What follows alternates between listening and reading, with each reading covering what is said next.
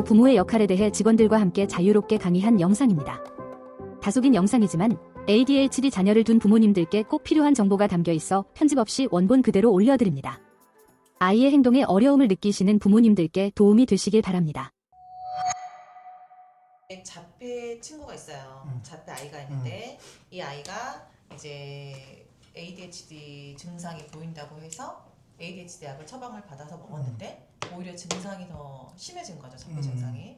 그래서 이제 그때 원장님 말씀하셨을 때 이제 ADHD가 아닌데 그 약을 먹었기 때문에 오히려 더 부작용이 생길 수 있다. 이런 얘기를 하면서 이제 구체적으로 이렇게 질문을 해줘야 돼요. 네, 그러니까 ADHD 뭐 특증상 뭐 어쨌든 자폐 아이인데 병원에 가니까 주의력 문제가 있어서 그렇죠. ADHD로 진단을 하고 ADHD 약을 먹었는데 네. 오히려 증상이 더 안 좋아진 것 같다. 맞아요. 메디키넷을 먹고 그렇지. 오히려 증상이 더 심각해져서 왜 그러느냐? 그러니까 그거에 알려. 그렇죠. 그래서 원장님이 그걸 전제로. 그렇죠.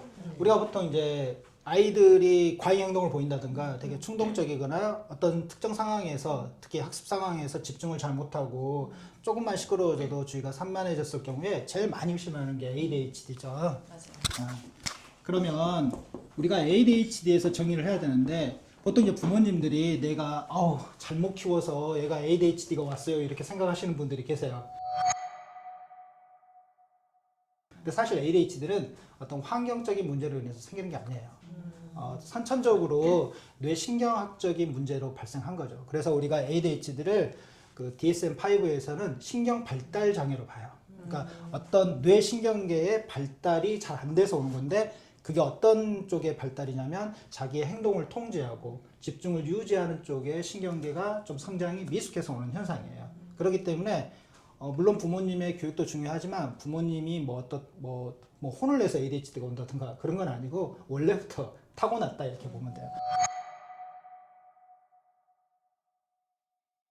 그래서 애들이 어려서부터 키우기가 되게 까다롭고 자기의 감정을 조절하지 못한다든가 뭐 때를 많이 쓴다든지 자기 하고 싶은 대로 하려고 한다든지 그런 욕구들이 되게 강한 것들은 원래부터 그렇게 타고났기 때문에 그런 현상들이 온다고 보시면 돼요. 그리고 이제 크면서 이게 좋아지는데 보통 이제 늦게 성장을 하거나 그 발달이 미숙한 부분이 좀 많은 아이들의 경우에는 보통 7세 정도가 되면 전두엽이 어느 정도 성장이 되면서 자신의 행동을 통제하는 능력이 많이 좋아지는데 7살 정도가 됐는데도 보통 5살 정도 아이의 그 집중력이라든가 행동 통제력만 없다 그러면 그때 우리가 ADHD라고 진단을 하게 되는 거죠. 그러니까 이제 ADHD라는 것은 뭐 어떤 뭐 혈액 검사라든가 CT, MRI 이런 걸로 찍을 수는 확진을 내리지는 못해요. 근데 평소에 어떤 생활 습관이라든가 부모님이라든가 선생님이 보고 봤을 때 나타났던 문제 행동들 그리고 그것들을 좀 더 객관적으로 검사하는 주의력 검사라든가 뭐 지능 검사, 종합 심리 검사들을 통해서 진단을 하게 돼요. 물론 최근 이제 연구에서는 그 CT나 MRI를 찍었을 때 그쪽에 해당되는 뇌 영역들 뭐 소뇌라든가 전전두엽의 피질의 두께가 좀 얇아져 있으면 그럴 가능성이 높다. 그리고 또 그러한 유형의 ADHD는 애호가 더 좋지 않다는 그런 연구 결과도 있기는 하지만 현재 그 검사상으로는 그런 심리 검사나 주의력 검사를 통해서 확진을 할 수가 있어요.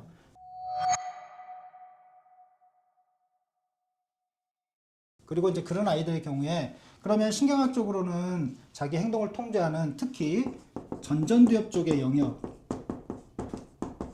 영역의 성장이 미숙한 거죠. 근데 그 중에서도 전두엽은 크게 세 부류로 나눌 수가 있는데 안아전전두엽하고 그 다음에 배외측 전전두엽 그리고 내측 전전두엽 이렇게 세 부류로 나눌 수가 있어요. 근데 되게 과잉행동이라든가 충동성을 위주로 보이는 유형의 ADHD들은 주로 안아전전두엽의 그 뇌신경계 발달이 좀 미숙한 부분이 있는 거고 배외측 전전두엽이 좀 미숙한 아이들의 경우에는 집중을 오래 유지한다든지 또는 시끄러운 상황에서도 자기가 목표를 하는데 집중하는 능력이 되게 부족한 경우가 많아요.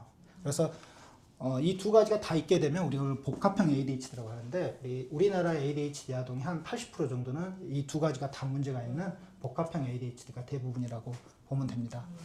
그래서 ADHD라는 것은 선천적으로 문제가 있는 거다.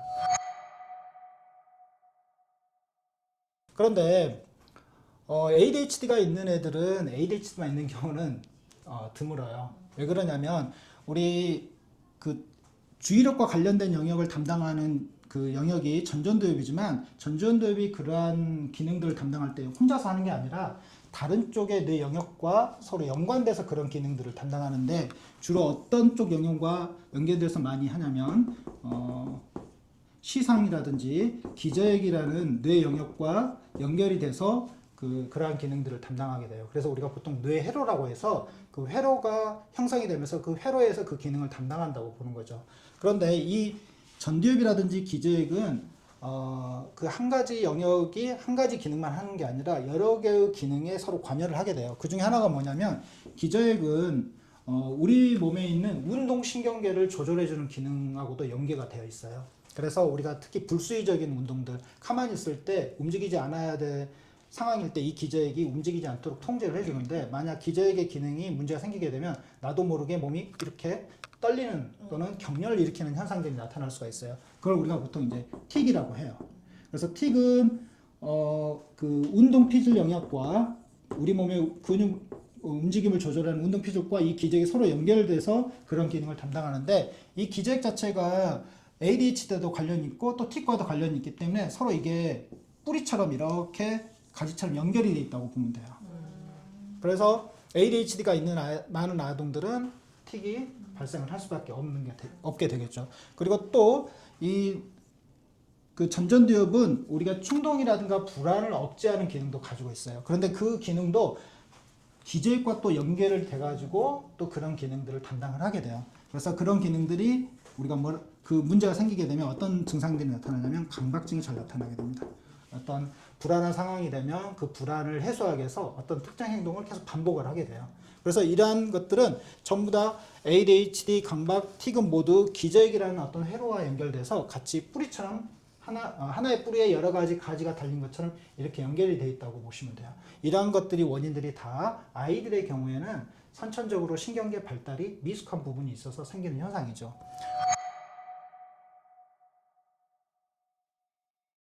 그래서 ADHD 같은 경우에는 우리 뇌신경 전달 물질 중에서는 가장 관련이 있는 물질들이 도파민과 노에피네피린이라는 그런 신경 물질이 관련이 되게 깊어요. 그래서 과잉 행동이라든가 충동성을 되게 심하게 보일 경우에 대부분 이쪽 계통의 특히 도파민의 그 신경 전달 물질의 기능을 억제하는 부족한 것들을 올려주는 약을 쓰게 돼요. ADHD에서는. 그런데 문제는 뭐냐면 이쪽을 기능을 함진시키게 되면 틱과 관련된 뇌회로도 도파민의 분비를 촉진하게 돼요.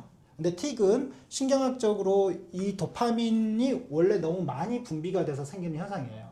그렇기 때문에 이쪽 도파민을 올리는 약을 쓰게 되면 틱이 부작용으로 더 심해지는 그런 경향들이 있어요. 이러한 것들이 문제가 될 수 있는 이유들은 서로 이제 연계가 되어 있기 때문에 나타나는 현상이라고 보면 될 것 같아요. 그래서 틱은 우리가 운동신경계 발달이 미숙한 것과 관련이 있고 강박증은 불안이라든가 자신의 충동을 억제하는 뇌신경계의 발달이 미숙한 것과 관련이 있다고 보면 돼요.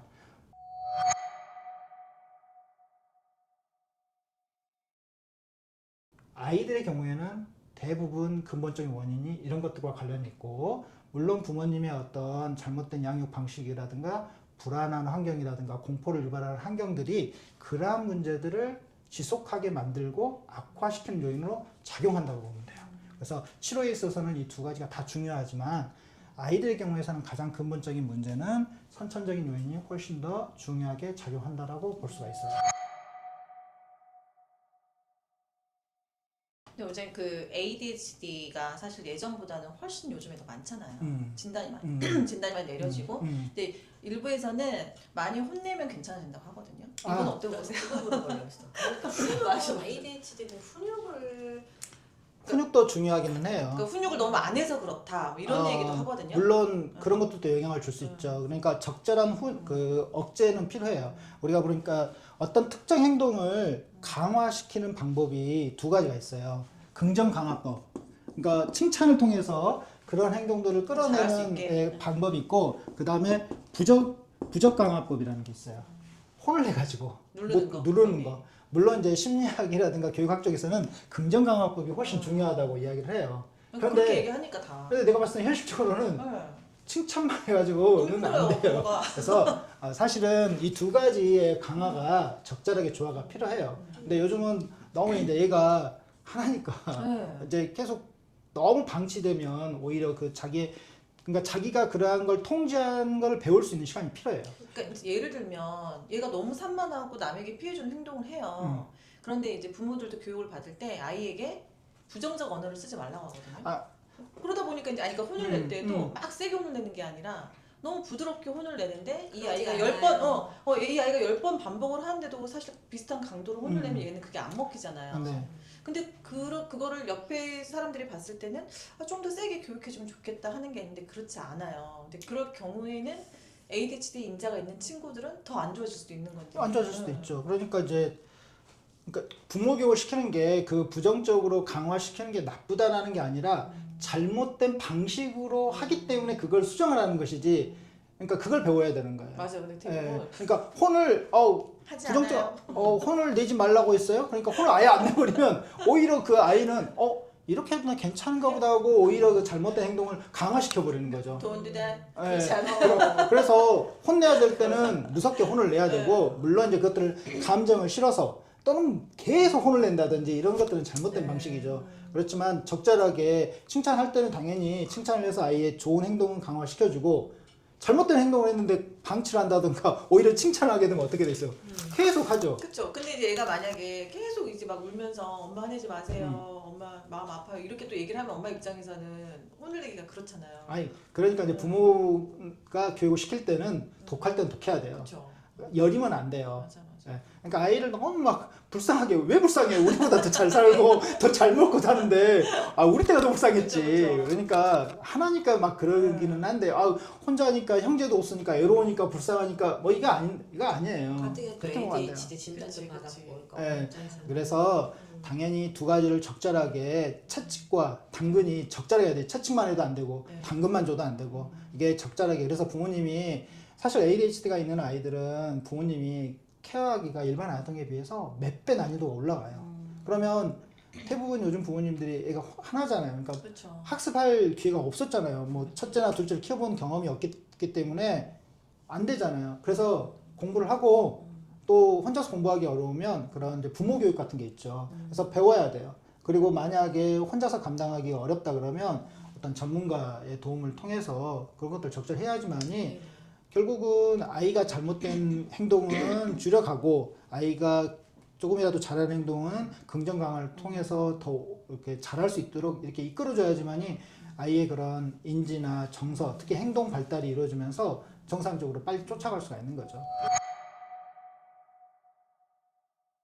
하나 또 여쭤볼 게 뭐 유치원 다니면서 7, 8세에 사실 ADHD를 많이 고민하게 되잖아요. 그리고 이제 보통 초2 때 많이 엄마들이 병원을 많이 가거든요. 1학년 때는 그냥 1학년이니까 그런가 보다 하고. 근데 이제 2학년 때 많이 가서 만약에 진단을 받으면 바로 약물 복용을 권유를 하는데 만약에 이 친구가 틱이 같이 있어요. 뭐 그럴 경우에는 이제 양약을 먹고 그러니까 ADHD 약을 먹고 틱이 더 심해진 경우도 많다고 하거든요. 그럼 어떻게 치료를 하는 게 좋을지 이게 바로 양약을 먹는 게 또 불편할 수 있으니까. 보통 이제 ADHD 증상은 뭐 엄마 뱃속에서부터 나을 수 있다고는 해요. 그렇지만 이제 좀 더 정확하게 진단을 내릴 수 있는 시기는 만 5세에서 7세 사이. 이제 예전에는 DSM-4에서는 만 7세 이전에 그러한 ADHD 증상이 나타나면 ADHD로 진단하고 만약에 7세 이전에는 없고 뭐 9세나 10세에 나타나면 ADHD가 아니라 다른 문제라고 진단을 했거든요. 그런데 이제 2013년도 이후에 DSM-5로 바뀌면서 개정이 되면서 만 12세로 진단이 그 기준이 바뀌었어요. 그래서 예전에는 만 7세 이전에 진단을 내렸는데 지금은 만 12세 이전까지도 그런 행동이 보이면 ADHD 진단이 내리니까 예전보다 ADHD 진단율이 훨씬 많아진 거예요. 예. 이제 그렇게 된 이유는 뭐 여러 가지 이유가 있겠지만 어쨌든 진단 기준이 그렇게 바뀌면서 ADHD 발병률이 확 올라갔다고 보면 돼요. 그래서 어쨌든 현재 진단 기준은 만 12세 이전에 애가 과잉 행동을 보인다든지 집중을 못하고 되게 산만한 행동을 보인다 그러면 ADHD로 진단할 수가 있게 되죠. 그렇지만 가장 많이 ADHD를 의심하게 되는 시기는 언제냐면 초등학교 1, 2학년 때. 네, 그러니까 그때 많이 유치원 때는 대부분 부모님들은 아이가 좀 산만하다. 특히 우리 아빠들 같은 경우는 와 원래 애들이 그렇지. 그렇죠. 남자애들이 원래 좀 가깝게 놀지. 이제 이렇게 표현을 해요. 그래서 유치원 때 또 선생님들이 뭐 어리니까 그렇지라고 이야기를 하기 때문에 대부분 선생님이든 또 부모님이든 ADHD라고 생각하는 경우가 좀 드물어요. 그런데 이제 문제는 뭐냐면 초등학교 들어가게 되면 앉아 있어야 되잖아요. 그쵸. 유치원 때는 돌아다녀도 별 문제가 없었는데 초등학교 때는 앉아 있어야 된단 말이에요. 50분 동안. 네. 그런데 우리가 한 4, 5월 달, 5월 달 되면 그 부모 학습 가잖아요. 네. 그러면 보통 요즘 한 반에 25명에서 30명 정도 네, 되는데 강남 쪽은. 딱 한 명 내지 두 명 돌아다녀요. 수업 중에. 맞아요. 예, 돌아다녀요. 한명 꼭 네. 봤어요. 한 명 내지 두 명. 원래 이제 ADHD 발병률이 한 5% 정도 돼요. 그러니까 10명 중에 0.5에서 한 명 정도예요. 그러니까 20명이면 한 명 내지 두 명이 되는 거죠. 그래서 돌아다녀요. 그러면 그 아이가 ADHD 확률이 아주 높아요. 예. 그런데 얘가 학년 초에 한 3, 4개월 때 돌아다녔는데 한 5, 6개월, 5월 달, 6월 달 되니까 잘 착석해서 들어. 그러면 ADHD가 아닐 가능성이 높아요. 그러면 이제 조금 이제 적응을 한 거죠. 네. 처음에는 적응이 좀 안 네. 돼서 그러는 경우도 있기 때문에 뭐 돌아다닌다고 해서 바로 너 ADHD 이러지는 않은데 그렇지만 ADHD 확률이 상당히 높아요. 네. 그런 아이들은. 근데 그 애가 2학년이 됐는데도 돌아다녀. 돌아다녀. 그러면 ADHD예요. 네. 그래서 보통 1학년 때 돌아다니는 아이들이 ADHD 가능성이 90% 정도. 90% 정도. 네. 2학년 때 돌아다니면 100%. 100%. 네. 그렇게 보면 돼요. 그러니까 2학기 됐는데도 돌아다닌다. 그러면 ADHD라고 보면 될 것 같아요.